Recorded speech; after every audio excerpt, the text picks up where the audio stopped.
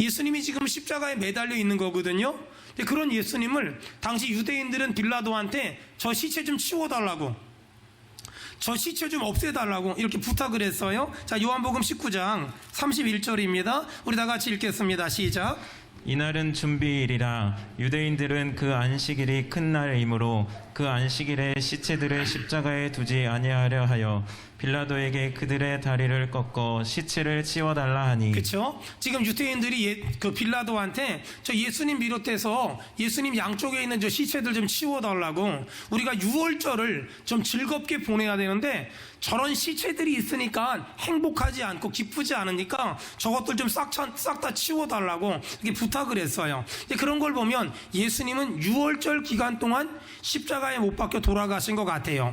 도대체 유월절이 뭐길래 이 유대인들은 우리가 잔치를 해야 되니까 저 십자가에 못 박힌 저 새 인간들 좀 치워달라고 부탁을 했을까? 우리가 유월절이 뭔지 정확히 알아야 오늘 본문을 해석할 수 있어요.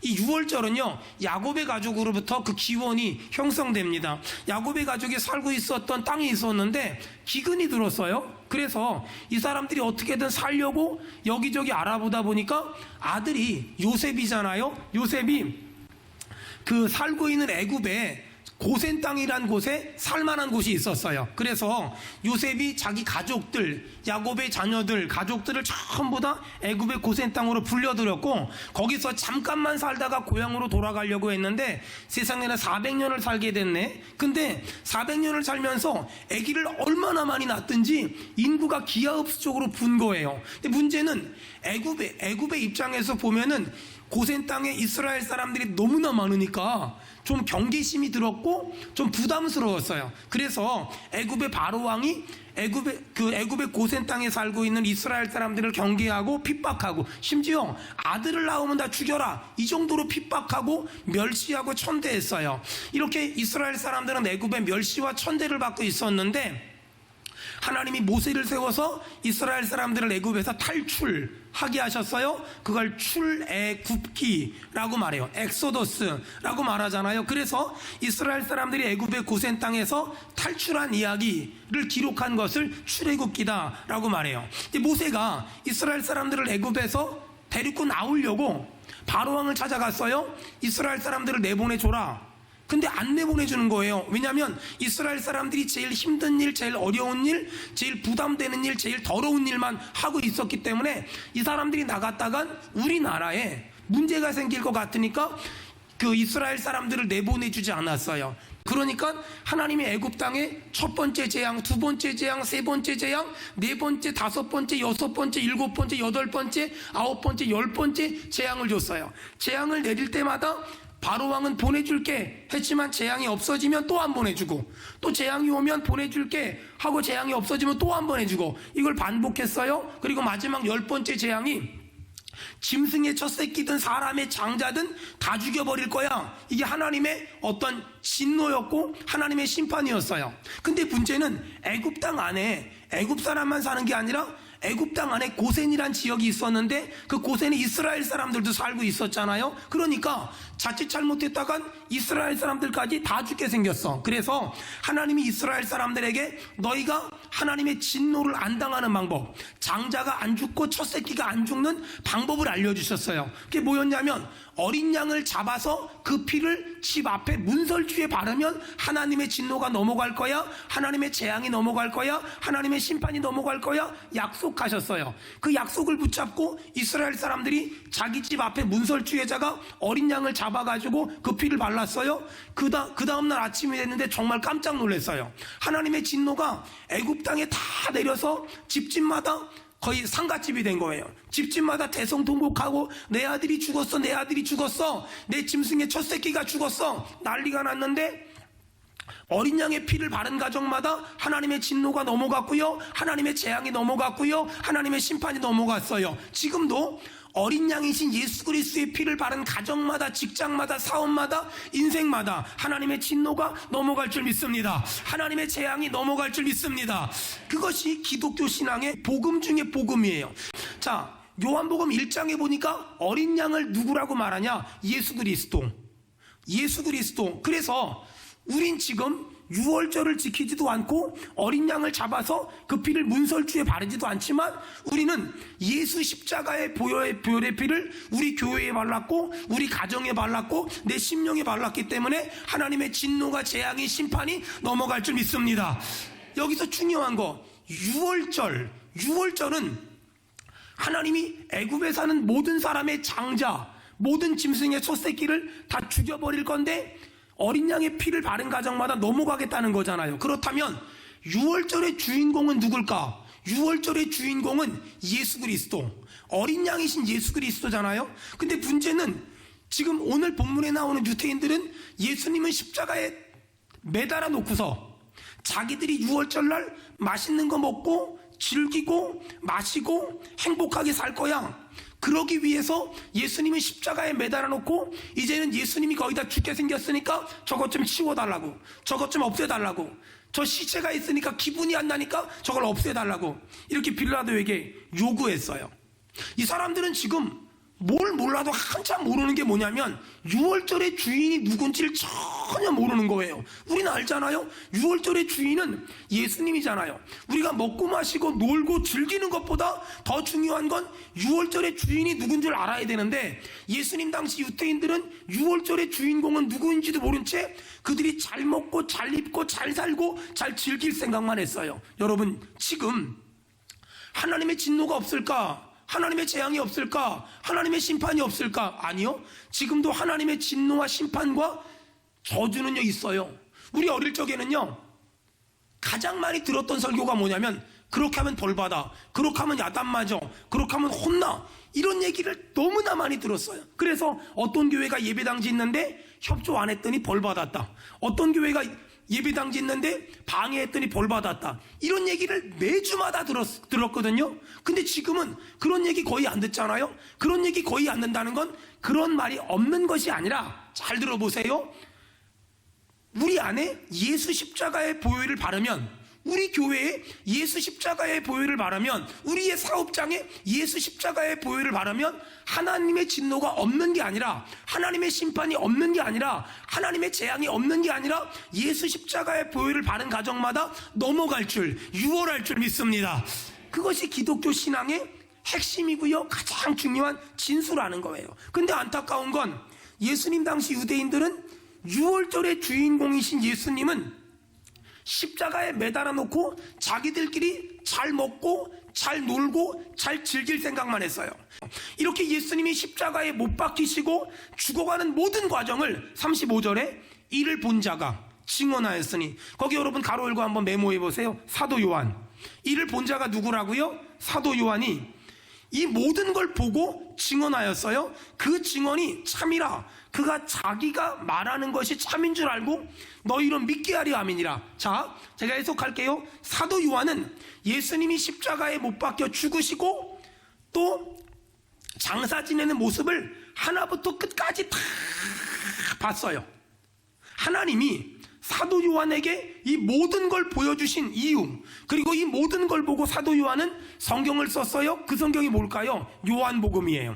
다시 말해서 사도 요한이 요한복음을 쓴 목적이 뭐냐? 언더라인 치세요. 35절 맨 밑에 너희로 믿게 하려 함이니라. 너희로 믿게 하려 함이니라. 뭘 믿게 할까요? 예수님이 나 같은 죄인 살리기 위해서 십자가에 못 박혀 죽으신 걸 믿게 하려 함이니라. 여러분, 제가 정말 믿음으로 선포할 테니까 동의하면 아멘 합시다.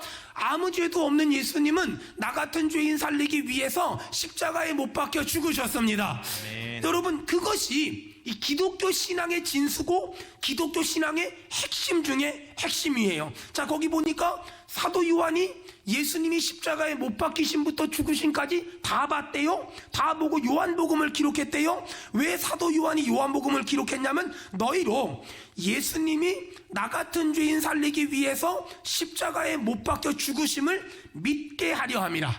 믿게 하려 함이라. 여러분, 이게 왜 이렇게 중요하냐면요, 예수님 당시에 예수님이 십자가에 못 박혀 죽었다는 걸 부정하는 사람들이 진짜 많았어요.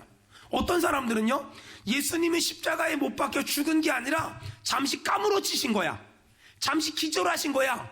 근데 사람들이 죽은 줄 알고 동굴에 갖다 놨는데 동굴이 시원하잖아요. 시원하니까 예수님이 정신 차리고 나왔어. 그걸 보고 3일 만에 부활했다고 저 예수쟁이들이 우기는 거야 라고 얘기하는 사람들이 있었어요. 또 어떤 사람들은 예수님은 죽으신 게 아니야, 예수님은 죽긴 죽었지만 제자들이 시체를 빼돌려서 3일 만에 부활했다고 우긴 거야, 헛소문을 낸 거야, 이렇게 말하는 사람들이 진짜 많아. 그래서 이런 예수님의 죽으심에 대한 오해와 또 불편한 소문들이 너무나 많았는데, 하나님은 이 사도 요한에게 예수님이 십자가에 매달리는 것부터 죽으심까지 전부 다 보게 한 다음에 요한복음을 기록하면서, 요한복음의 기록이 목적이 뭐라고요? 너희로 35절에 예수님이 십자가에 못 박혀 죽은 걸 믿게 하려 함이니라.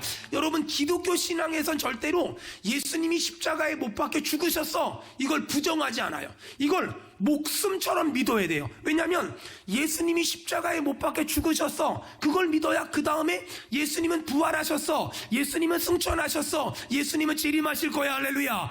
이걸 우리가 믿을 수 있잖아요. 그러니까 예수님의 죽으심을 인정하지 않으면 그 다음에 부활, 승천, 재림을 얘기할 수가 없어요. 그러므로 기독교 신앙의 핵심 중에 핵심이 뭐냐면 예수님이 십자가에 못 박혀 죽으셨어, 이걸 믿는 거예요. 여러분, 저는 오늘 이 주일 3부 예배 가운데 사랑하는 수원은혜교회 모든 성도들이 아무 죄도 없으신 예수님께서 나 같은 죄인 살리기 위해서 십자가에서 비참하게, 처참하게, 비굴하게 못 박혀 죽으셨음을 믿고 의심하지 말기를 축원합니다.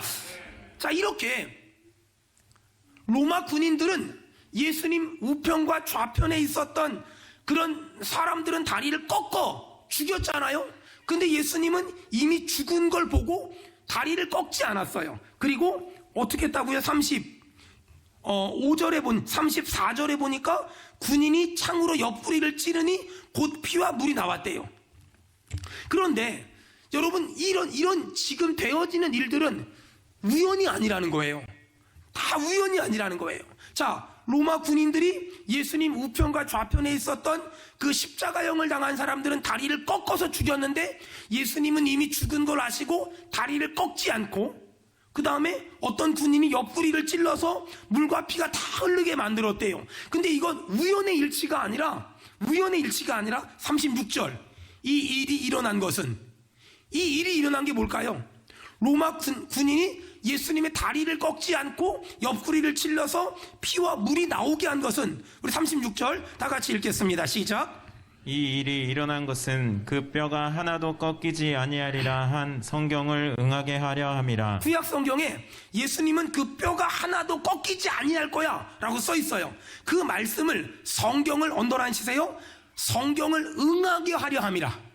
성경을 응하게 하려 함이라. 여러분, 이렇게 예수님은 죽었어요. 38절에 보니까 아리마대 사람 요셉이 빌라도에게 예수님의 시체를 달라고 했고 자기 땅에다 장사 지냈어요. 39절에 니고데모가 모략과 침향 섞은 것을 100리트라, 거기 한번 메모해 보세요. 30kg, 100ml라면 30kg이거든요. 30kg쯤 가지고 와서 예수님의 장례를 도왔어요.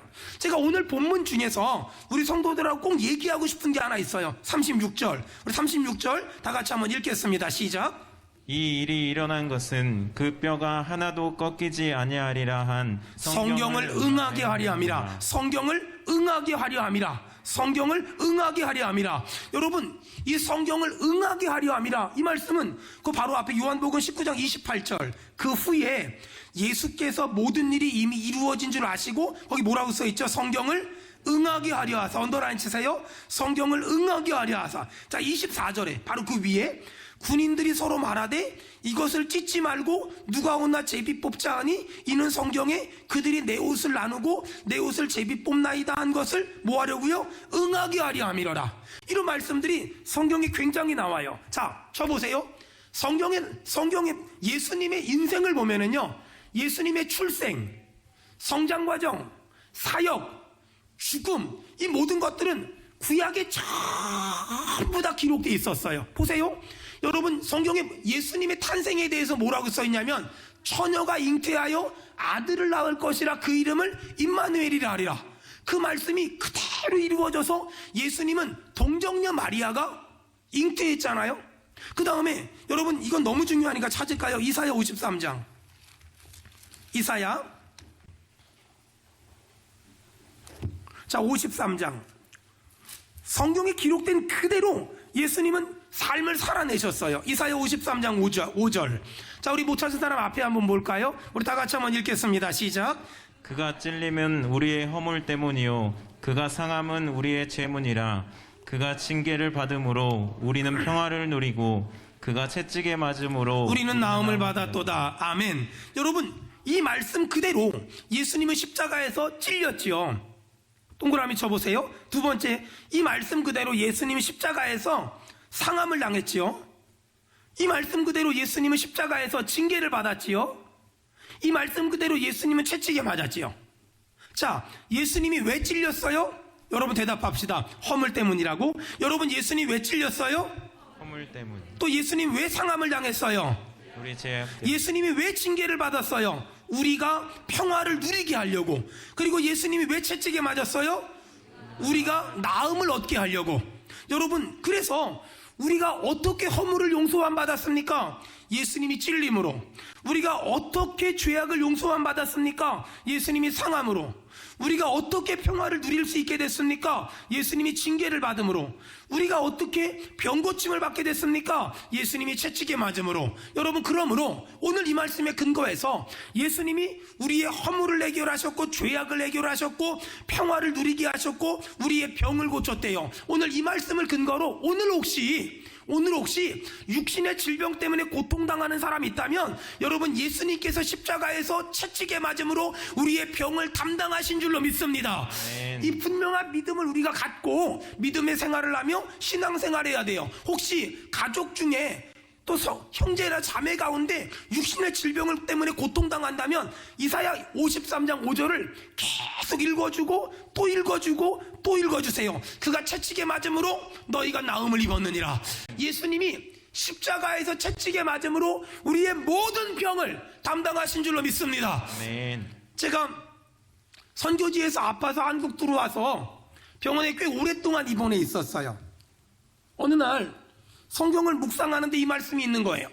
저 병문안 오는 사람들한테 제가 아무것도 사오지 말라고, 음료수 징그러우니까 사오지 말라고.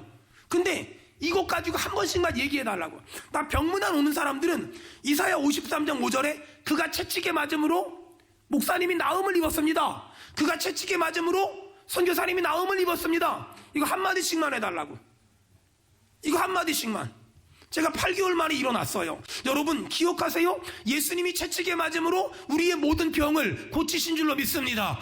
이 믿음을 가지고 계속 이 말씀 읽고 또 읽고 또 읽어보세요. 여러분 이뿐만이 아니에요. 예수님이 십자가에서 매달려 계실 때 로마 병정들이 예수님의 옷을 찢어 나눠 가졌어요. 속옷은 제비뽑기 해가지고 이긴 사람이 가졌어요. 그 모든 말씀이 그렇게 될 거라고 성경에 다 기록돼 있고 그대로 이루어졌다는 거예요. 그런 걸 보면 예수님의 출생, 성장, 사역, 죽음은 예수님이 멋대로 맘대로 산 것이 아니라 성경의 말씀대로, 성경에 기록된 모든 말씀대로 살아낸 거예요.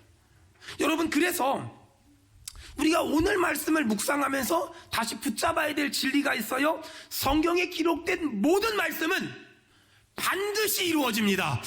성경에 기록된 모든 말씀은 반드시 이루어집니다. 사람들은 구약에 기록된 말씀이 신약에 이루어졌다는 건 믿어요. 하지만 거기까지만 믿는 사람들이 많아요. 거기까지만 믿으면 안 돼요. 신약에 기록된 말씀은 오늘 우리의 삶 가운데서 계속 이루어지고 있는 줄로 믿습니다. 저는 평생 소원이 있어요. 하나님, 내 삶을 통하여 하나님의 말씀이 이루어지는 걸 믿지 않는 사람들과 믿음이 연약한 사람들과 하나님을 모르는 사람들에게 보여주게 하셔서 그 사람들이 나를 보고서 하나님이 살아계시다고 고백하게 하시고 하나님이 살아계시다고 간증하게 하시고 하나님이 살아계시다고 시인하게 도와주시옵소서. 아멘. 여러분 저희 교회가 지금 교육관 건축하고 있잖아요. 이 교육관 건축하는데 이 건축하시는 분들이 예수 믿는 사람들이 아니에요. 그냥 다들 참 좋으신 분들이고 성실한 분들이시고 착한 사람들인데 예수님 믿는 사람들은 아니에요. 근데 공사를 하시면서 이분들이 뭐라고 고백하냐면 교회 일은 다르대요. 그래서 뭐가 다르냐고 물어봤더니, 아니 이제 공사해가지고 한 층 올리고 한 층 올리고 한 층 올리고 한 층 올리잖아요.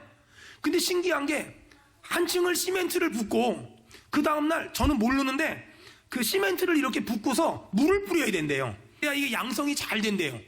근데 시멘트를 부으면 바로 다음날 비가 온대요. 근데 그게 한 번이 아니라 부으면 비 오고 부으면 비 오고 부으면 비가 와서 한 번도 호스는 물을 뿌린 적이 없다는 거예요. 너무 신기하대요. 어떻게 날짜가 그렇게 기가 막히게 만든지 모르겠대요. 그리고 지난주에 마지막으로 4층 옥상 5층 바닥을 그 시멘트를 부었거든요. 그리고 나서 다른 층들은 시멘트만 부으면 되는데 마지막 5층은 거기다 이제 그 뭐 이렇게 방수 페인트 공사를 했어요. 방수 페인트를 바르는데 걱정인 거예요. 비 오면 안 되잖아요. 근데 신기한 게 다른 층들은 시멘트 부으면 다음날 비 오고 시멘트 부으면 다음날 비 왔는데 거기는 시멘트 붓고 방수 페인트 바르고 하루 쉬었다가 비 왔어요. 그러니까 이분들이 어떻게 이럴 수가 있냐고. 어떻게 이럴 수가 있냐고. 그리고 공사 기간대를 딱 맞춰놨는데 비가 실내 공사할 때만 와요. 안 믿는 사람들인데 어떻게 이런 일이 벌어지지? 요즘에 하도 동네방네 다니면서 수원은혜교회 공사하면서 이런 일이 있었다고 자기들이 간증을 하고 돌아다녀가지고요. 아니 교회도 안 다니면서 예수 다 믿으면서 자기들이 막 얘기를 하고 다녀요. 막 얘기하고 다녀요. 정말 신기하잖아요. 여러분, 제 평생의 소원이 뭐냐면 제 삶을 통하여 성경에 기록된 말씀이 그냥 성경에 기록된 이야기가 아니라 이 말씀이 진리고요, 이 말씀이 사실이고요, 이 말씀이 팩트라는 걸 내 삶을 통하여, 우리 교회를 통하여, 우리의 성도들을 통하여 보여주게 도와주시옵소서. 자, 그렇다면 구체적으로 지금 이 시대에는 하나님의 말씀이 어떻게 우리의 삶 가운데 이루어질까? 첫째, 지금 이 시대에도 하나님의 말씀이 우리의 삶 가운데 이루어지는데 어떻게 이루어지나? 그 첫째는 뭐냐면요, 내 의지와 상관없이 하나님이 일하실 때가 많이 있어요. 내 의지와 상관없이, 내 계획과 상관없이, 내 의도와 상관없이 하나님의 마음대로 일하실 때가 있어요. 이게 무슨 말이냐면요, 보세요. 예수님은 로마 군인들한테 옆구리 찌르라고 말한 적이 없어요. 근데 성경에 보니까 예수님의 의지와 상관없이 로마 군인들은 예수님의 다리를 꺾지 않고 예수님 옆구리를 찔렀어요. 왜 그랬을까요? 하나님의 강권적인 섭리 가운데 그런 일들이 진행되는 거예요. 또 예수님이 십자가에 매달려 죽어갈 때 로마 병정들이 예수님의 옷을 찢어 나눠 가졌어요. 속옷은 제비 뽑아 가졌어요. 이것도 예수님의 의지와 상관없이 하나님의 절대적인 주권 가운데, 하나님의 절대적인 섭리 가운데 이루어졌어요. 그러므로 지금 당장 눈앞에 보이는 어떤 일, 내 계획이 없던 거야, 내 계획이 없던 일이야, 걱정하지 말아요. 염려하지 말아요. 하나님은 그 일을 허락하셨을 땐 합력하여 선을 만드실 것이고, 하나님이 그 일을 허락하셨을 땐 그 일을 통하여 하나님의 영광이 나타날 것이며, 하나님이 그 일을 허락했을 땐 그 일을 통하여 하나님의 영광이 드러날 줄 믿습니다. 그러므로 믿음의 사람은 내가 생각하지도 못했던 일들이 내 삶 가운데 밀고 들어온다면 두려워 떨지 말고 그 일을 가지고 기도하세요. 하나님은 응답하실 것이고, 하나님은 역사하실 것이며, 하나님은 도와주실 것이며, 하나님은 일하실 줄로 믿습니다. 자, 그 다음에 이렇게 하나님은 내 의지와 상관없이 내 삶에 어떤 일들을 허락하셔서 하나님의 일들을 하세요. 또 하나, 하나님은 내 의지를 사용하셔서 내가 하나님의 뜻대로 순종하기를 결단하기를 원하세요. 여러분, 살다 보니 정말 별의별 일들을 다 만나요. 입에 담기 민망한 일들을 만날 때가 너무나 많아요. 며칠 전에 제가 사랑하는 후배가 전화가 왔어요. 목사님, 제가 목사인데요, 죽어버리고 싶어요. 왜?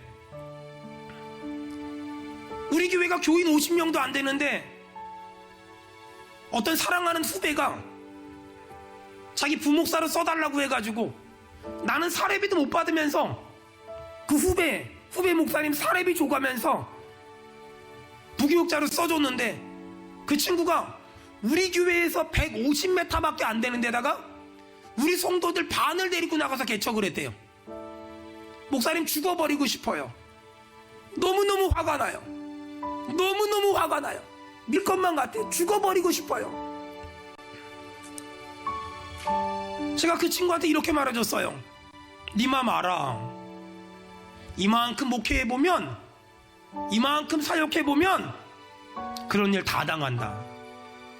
근데 있잖아, 미워하지 마. 미워하지 마. 어떻게 안 미워할 수 있니? 너 생각해봐라. 그 사람을 미워하지 말아야 될 이유가 뭐냐면, 비록 그 사람들이 그렇게 나가서 개척을 해서 내 기분은 배반한 것 같지만, 그래도 우리 교회 같이 있을 때 그 사람들 수고하고 애쓰고 땀 흘리면서 고생했잖아. 그러면 목사는 감정은 밉고 화가 나고 속이 상해도 입술로는 그런 말 하는 거 아니야. 그 사람들이 잘못한 걸 기억하지 말고 그 사람들이 잘한 것만 기억하고 고맙다고, 또 고맙다고, 또 고맙다고, 혹시라도 지나가다 만나면 먼저 막 쫓아가서 고맙다고, 밥을 먹으러 갔는데 식당에서 만난다면 밥값 내주고, 너 그렇게 살아. 그렇게 살아야지. 그거 밉다고 죽어버리고 싶다고 말하면 너 안 돼. 전화를 끊었어요. 그리고 한 이틀 있다가 전화가 왔어요. 목사님 전화 끊고 나서 정말 많이 울었대요. 내가 너무 속이 좁아서, 내가 너무 속이 좁다는 게 느껴서. 목사님은 속이 커서 그렇게 말씀하셨는데 나는 그렇게 살지 못해서 내 속이 너무 밴댕이 소갈딱지처럼 좁아서 그 사람들이 미워서 운 게 아니라 내가 그 정도도 품을 수 없는 사람이라는 게 너무 화가 나서 하나님 앞에 엉엉 울었대요. 한참을 우는데 하나님이 마음에 평안함을 주셨대요. 그리고 지나가는데 자기를 배신하고 나간 어떤 집사님 만났대. 그 집사님 손을 콕 붙잡고, 집사님 생각해보니까 집사님 우리 교회에 있으면서 고생한 게 너무 많아요. 수고한 게 너무 많아요. 애쓴 게 너무 많아요. 집사님, 비록 지금은 다른 교회를 섬기지만 고마워요. 너무너무 고마워요. 집사님하고 같이 신앙생활했던 2년 반이 저한테는 축복이었어요. 저에겐 행운이었어요. 저에겐 정말 소중한 시간이었어요. 그날이 다시 오지 않는다고 해도 나는 그날을 늘 생각하며 하나님께 집사님 복주라고 기도할 거예요. 집사님 정말 고마웠어요. 그리고 그 교회에서도 꼭 그렇게 섬겨주세요. 그렇게 하고 보냈는데 속에 입단만한 응어리가 싹 내려가더래요. 여러분, 신앙생활 그렇게 하는 거예요. 믿음생활 이렇게 하는 거예요. 여러분, 살다 보면 정말 별의별 일들을 만나요. 누가 오른뺨을 때려요. 우린 본능적으로 주먹을 쥐게 되거든요. 틀렸어요. 하나님의 말씀이 응하는 삶은 왼편을 돌려야 돼요. 왼편을 돌려대잖아요. 그러면 내 생각에는 때렸으니까 왼편 돌려대면 미안하다 그래야 되거든요. 근데 언제나 그 불행한 예상은 빗나가요. 때려요. 전치 4주 나왔어. 승질이 나는 거야. 목사님이 시키는 대로 했더니 전치 4주 나왔다고. 목사님 때문에 되는 게 하나도 없다고. 여러분, 근데 전치 4주 나오고 끝이 아니에요. 여러분, 그거 아세요? 하나님의 손은요, 내 손보다 한 10배 커가지고요, 나는 전치 4주잖아요. 나 때린 사람은 전치 40주 나와요. 하나님은 절대로요, 하나님의 자녀를, 하나님께 쓰임받는 사람을, 힘들게 한 사람을 가만두지 않아요. 그래서요, 우리는요, 오른뺨 때리잖아요. 왼뺨 딱 돌려대고 한번 때려봐. 여러분, 예수님의 삶 좀 봐봐요. 예수님의 삶은 굉장히 간단해요. 태어남, 처녀가 잉태해서 아들 낳을 거야. 성장, 나사렛, 갈릴리, 사역, 3년 공생애, 십자가에 못 박혀 죽는 거, 이 모든 것들이 성경을 응하게 하는 삶, 성경이 이미 다 기록되어 있는 걸 응하게 하기 위한 모든 삶을 살았어요. 그렇다면 여러분, 우리는 어떻게 살아야 될까요? 우리는 어떻게 살아야 될까요? 저는 어떻게 살아야 될까요? 여러분은 어떻게 살아야 될까요? 사람들한테 물어봐요. 비전이 뭐야? 꿈이 뭐야? 희망이 뭐야? 제가 엊그저께 우리 교회 청년한테 지나가다 물어봤어요. 넌 앞으로 뭐 하고 싶어? 물어봤더니 순간 곰곰이 생각하더니 순간 충격적인 대답을 했어요. 정규직이요. 아, 눈물 나. 너무너무 눈물 나. 아니, 이놈의 세상이 화가 나. 아니, 애들이 고작 30대 초반의 청년들 기도 제목이 정규직이야. 아, 정말 너무너무 속상하고 너무너무 화가 나. 그 아이 안고 기도했어요. 주여, 명찰이 바뀌게 도와주시옵소서. 명찰 색깔이 다르거든요. 여러분, 제가 물어보잖아요. 너 소망이 뭐야? 너 희망이 뭐야? 나 목사님 될 거예요. 나 선교사 될 거예요. 사장님 될 거예요. 회장님 될 거예요. 아빠 될 거예요. 엄마 될 거예요. 여러분, 이건 세상이 말하는 희망이에요. 그럼 기독교가 말하는 희망, 비전, 소망은 뭔지 아세요? 기독교가 말하는 희망은 어떤 직업에 대한 문제가 아니라 그 앞에 이게 붙어야 돼요. 하나님이 기뻐하는. 여러분, 이 땅에 목사가 얼마나 많아요? 근데 하나님이 기뻐하는 목사는 얼마나 될까요? 이 땅에 교회가 너무나 많아요? 하지만 하나님이 기뻐하는 교회는 몇 개나 될까요? 그럼 우리는 어떤 삶을 살아야 될까요? 하나님의 기쁨이 되는 삶. 여러분, 저는 여러분 앞에 고백할게요. 하나님, 그냥 목사 말고 하나님이 기뻐하는 목사, 하나님이 저를 보고 흐뭇하다 라고 말할 수 있는 목사 될게요. 여러분, 축복합니다. 하나님이 기뻐하는 성도 되길 축원합니다. 하나님이 보고서 흐뭇해할 수 있는 성도 되길 축원합니다. 여러분, 꽤 몇 년 전에 증인이란 영화 혹시 보신 적 있나요? 증인이란 영화가 있었어요. 거기에 자폐 아이가 정우성이 주인공인데 정우성한테 물어봐요. 당신은 좋은 사람입니까? 당신은 좋은 사람입니까? 당신은 좋은 사람입니까? 저는 그 영화 보면서 그 질문에 그냥 이렇게 펀치를 한 대 맞은 느낌이었어요. 만약에 우리 성도들이 저한테 목사님은 좋은 목사님입니까? 나 좋은 목사야 라고 말해야 되는데 자신 없어요. 저는 정상적인 목사예요. 정상적인 학교를 졸업해서 정상적인 목사 안수 받았어요. 저는 공부를 꽤 많이 한 목사예요. 이런 건 다 말할 수 있어요. 저는 똑바로 목사가 됐고 합법적인 과정으로 목사가 됐고 저는 공부도 똑바로 했고 저는 제대로 과정을 이수한 목사예요. 하지만 당신은 좋은 목사입니까? 당신은 하나님이 기뻐하는 목사입니까? 이 질문에 그 어떤 사람이 쉽게 반응할 수 있을까요? 여러분, 우리의 비전이 뭘까요? 우리의 꿈이 뭘까요? 큰 교회 만드는 거요? 유명한 목사가 되는 거요? 훌륭한 목사가 되는 거요? 알려진 목사가 되는 거요? 아니요. 우리의 꿈은 당신은 좋은 사람입니까? 이 질문에 대해서 나는 좋은 목사입니다. 나는 좋은 사람입니다. 나는 좋은 성도입니다. 이 말을 할 수 있어야 돼요. 사랑하는 여러분, 저는 우리 성도들이 어떤 사회적인 신분과 위치와 계급이 있나 I don't care, 관심 없어요. 하지만 저는 우리 성도들이 하나님이 기뻐하는 성도, 하나님이 기뻐하는 목사, 하나님이 기뻐하는 그리스도인 되기를 축원합니다.